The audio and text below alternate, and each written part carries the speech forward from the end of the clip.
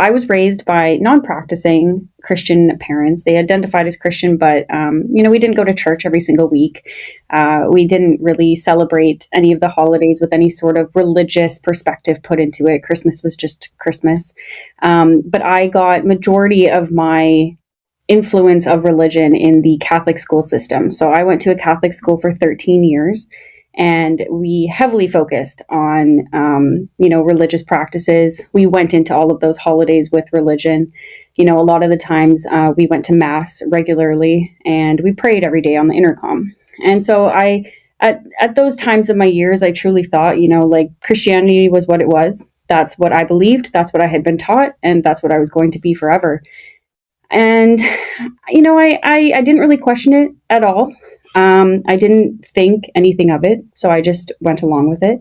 Majority of the people around me were also Christian, so I just, decided to be a Christian. When I was about 16 years old, that's when I was first exposed to the realities of hardships in life.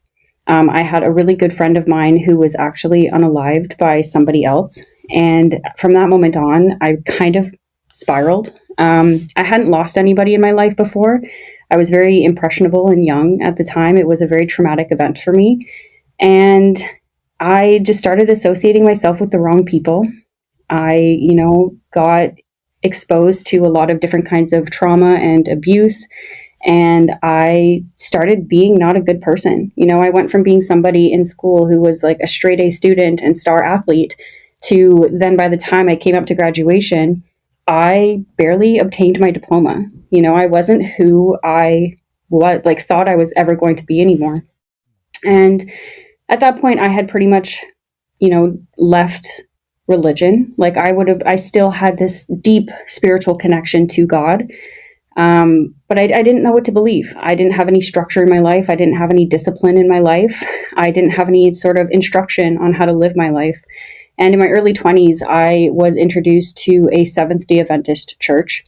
When I started going to that church, I obviously started practicing more of their beliefs. So the Trinity was still the concept that we lived on, but, we stopped celebrating all pagan holidays and I stopped eating pork, which alhamdulillah set me up perfect to become a Muslim because I spent years doing that. And this was at the point where I really started to question Christianity and the Bible and the Trinity. And I think it was because at this point now I was a mature adult and I started thinking about it more logically versus just what I had been told as a kid. And, there was just too many corruptions in the Bible, too many changes, too many contradictions. It felt weird to pray to Jesus. I would purposely end my prayer in God's name instead of in Jesus's name. Because it felt off. I felt like I wasn't doing something that was right. And so I pretty much denounced Christianity at that part and became agnostic. And, I believed in God. I believed that there was some sort of creator or higher power. No idea who he was. So I just went with it. I was actually slowly introduced to Islam by my best friend. So she is a born Muslim who was, she had strayed from the religion, but she was coming back onto her deen. And this was about when I was 27, close to being 28 years old. I was suffering from severe depression. I had gone through years and years and years of hardship, and I was kind of at my breaking point. And I was talking to her about it, and she was, at the time, I didn't know, but in a way trying to save me because she knew that I was at the point where I was ready to consider not being here anymore, if you know what I mean.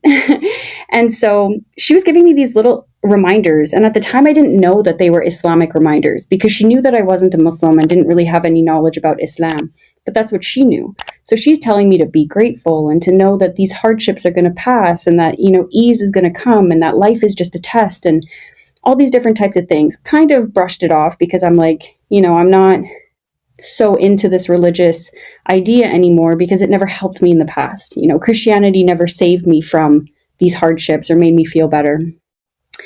And then one day her and I had a little debate and she mentioned something to me that really sparked it for me.